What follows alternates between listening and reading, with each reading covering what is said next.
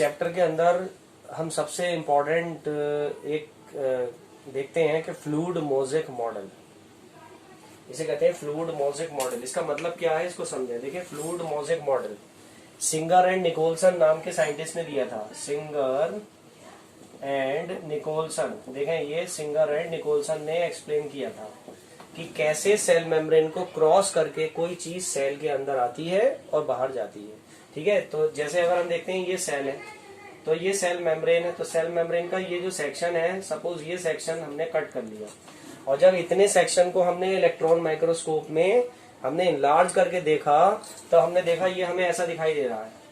तो हम देखते हैं ये सेल मेम्ब्रेन का सेक्शन है जिसे हमने देखा, तो हम देखते हैं it is made up of two देखें ये कोलेस्ट्रॉल की लेयर है, ये कोलेस्ट्रॉल की लेयर है, ये कोलेस्ट्रॉल की लेयर है।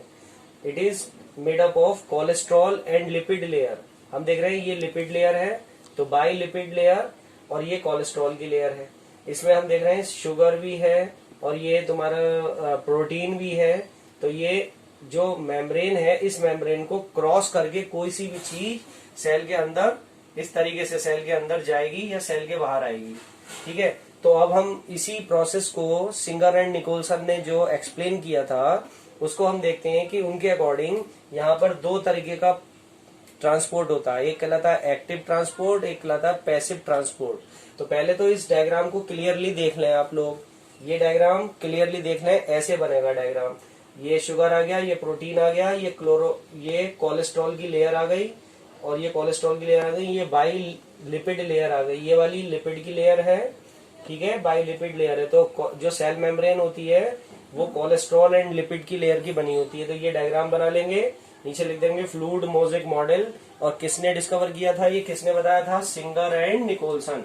तो यहाँ पर दो स्टेप होते हैं, एक्टिव ट्रांसपोर्ट और पैसिव ट्रांसपोर्ट। तो एक्टिव ट्रांसपोर्ट में क्या होता है, देखें जब कोई सेल के अंदर सेल मेम्ब्रेन को क्रॉस करके जाता है तो एटीपी यूटिलाइज होती है, और जब बिना सेल के अंदर कोई भी सब्सटेंस सेल मेम्ब्रेन को क्रॉस करेगा और एटीपी यूटिलाइज नहीं होती है, that is called passive transport. तो देखें पहला point, active transport, it occurs due to ATP utilization by cell membrane, इसे कहते हैं एक्टिव ट्रांसपोर्ट।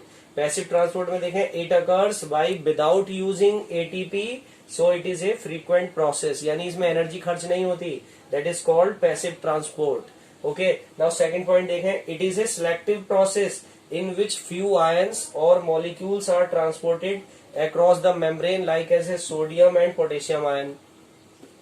दूसरा पॉइंट पैसिव ट्रांसपोर्ट में हम देखेंगे it occurs due to diffusion और by osmosis, because of it is a frequent process, so that's why it is happening outside or inside like as a endoosmosis or exoosmosis. Actually it depends on the medium in which cell is kept.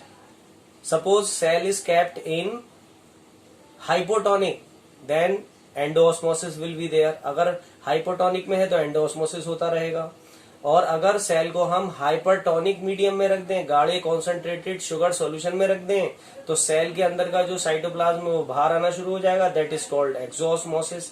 तो इस तरीके का जो cell के अंदर आना और cell के अंदर जाने वाला जो प्रोसेस है वो हम देखते हैं सेल मेम्ब्रेन को क्रॉस करके होता है। तो ये मॉडल हो गया, सिंगर एंड निकोलसन ने एक्सप्लेन कर दिया।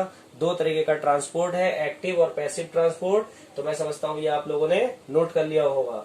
इसमें क्या होता है, एनर्जी यूटिलाइज होती है, इसमें एनर्जी यूटिलाइज नहीं होती है, ये फ्रीक्वेंट प्रोसेस है। इसमें क्या होता है, सिलेक्टिव प्रोसेस है, जिसमें से कुछ आयन और मॉलिक्यूल ही ट्रांसपोर्ट होते हैं सेल मेम्ब्रेन को क्रॉस करके।